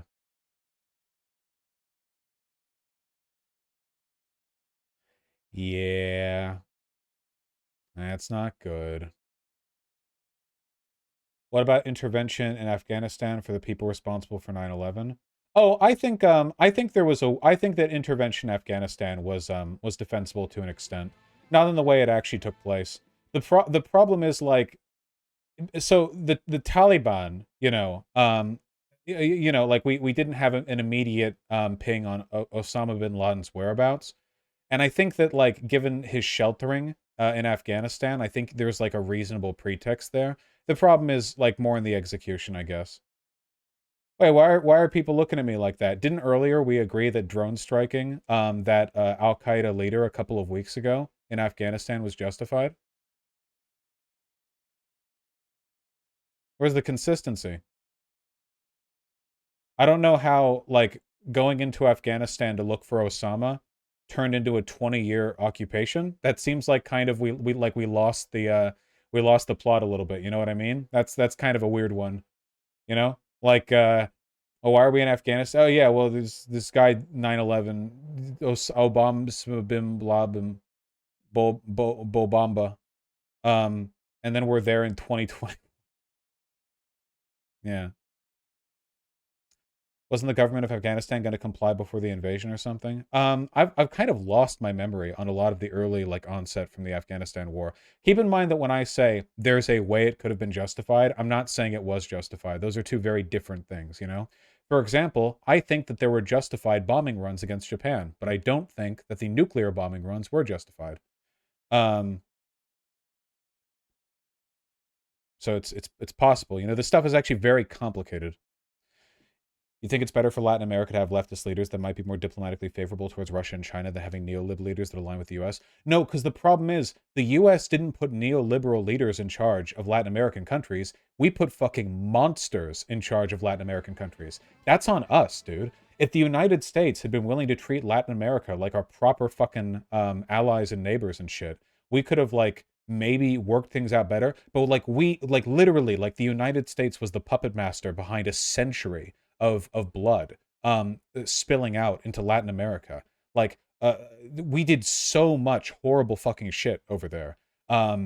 Direct wars, invasions, every manner of like colonial and neo-colonial occupation, installing dictatorships, assassinating leaders. Like the CIA had a fucking field day in Latin America. So given all that, of course they're going to side more with the Russians. But the best possible world would have been one in which like we had just let them be socialist. You know, that would have been nice, I think, if that could have happened, I guess.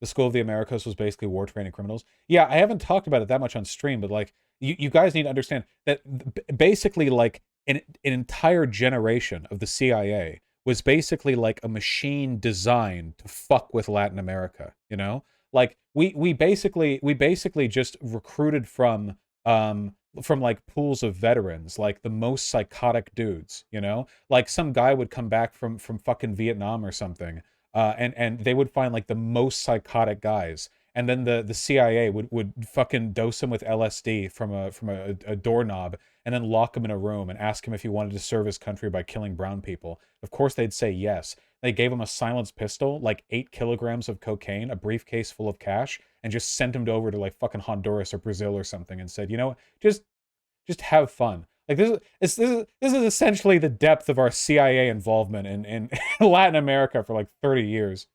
Yeah, true. We just do that with contractors now, you know. You just an army of guys in khaki shorts, Hawaiian t-shirts with like a loose tie over it, and a gigantic fucking 1911, just doing whatever they want. Just establishing business fronts all across Latin America, and just fucking people and getting venereal diseases, and assassinating 3 socialists a week. Phenomenal stuff.